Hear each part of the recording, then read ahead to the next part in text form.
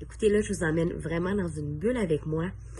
Ceux qui me connaissent savent que j'ai le talent de rêver avec pas grand-chose. Alors, je vous amène avec moi dans ce rêve-là, juste pour vous dire que si vous rêvez de faire du dressage, peu importe l'âge que vous avez, peu importe le cheval que vous avez, écoutez, c'est jamais trop tard. Il y a quelques années, il y a un coach qui m'avait contacté parce qu'il aimait bien la façon dont je travaillais avec les chevaux. Puis il y avait une coach qui était déjà en pension à son écurie. Et elle lui avait dit, ouais, mais elle, ses chevaux, c'est tous des bâtards. Et donc, le coach me demande, est-ce que c'est vrai? Je dis absolument. Mes chevaux, ce sont tous des bâtards, ce sont tous des rescues. Et la vérité de ça, c'est qu'en fait, j'en ai pas honte, je suis extrêmement fière de mes chevaux parce que justement, ils sont partis de chevaux qui allaient être envoyés à l'abattoir ou de chevaux qui avaient été laissés à eux-mêmes dans le fond d'un champ, à des chevaux qui font du dressage, qui arrivent même à se classer sur le régional, qui arrivent à se classer dans les compétitions. Et je dis ça, mais dans le fond, c'est juste pour moi le fait d'arriver à se classer.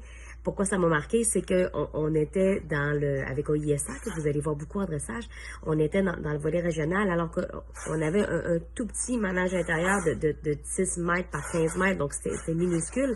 Et malgré ça, on était capable de tenir tête à des chevaux qui étaient dans des installations très luxueuses, avec le manège intérieur qui est pratiqué à l'année.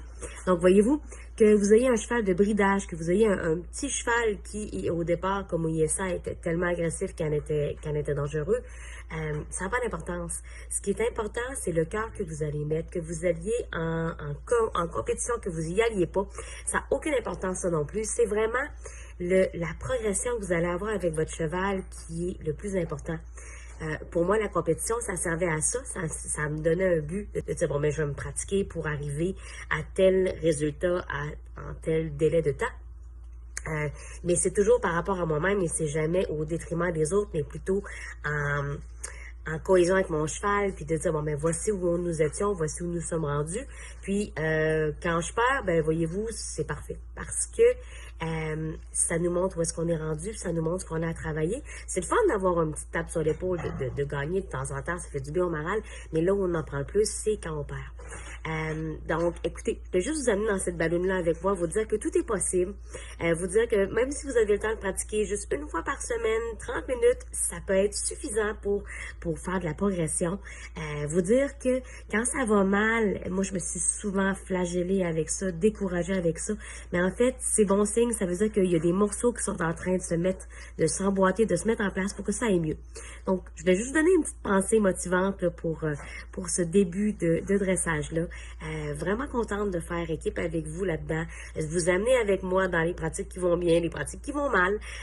Vous montrer qu'est-ce qu'on fait dans les exercices.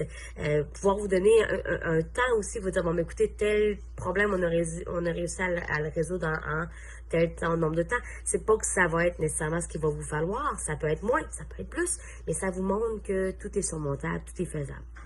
Donc, on commence ça, ce beau programme-là ensemble, puis merci d'être là. Bye bye tout le monde.